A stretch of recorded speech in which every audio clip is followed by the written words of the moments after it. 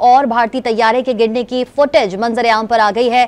पाक फिजाइया ने भारत के 5 जंगी तैयारे मार गिराए हैं। इन भारतीय जंगी तैयारों में 3 राफेल, 1 SU-30 और 1 MiG-29 तैयारे शामिल हैं। भारत को अपने 5 जंगी तैयारे मारे जाने पर सांप सूंघ गया है। भारतीय मीडिया ने हर मुमकिन कोशिश की कि इतने बड़े नुकसान को अवाम से छुपाया जाए, लेकिन सोशल मीडिया पर अवाम की तरफ से वीडियोज आने के बाद भारतीय मीडिया ने बादल नखास्ता 3 तैयारों के मारे जाने का इतराफ कर लिया है। एक वीडियो में एक भारतीय जंगी तैयारा श्रीनगर और पुलवामा के दरमियान पामपुर के इलाके में जा गिरा।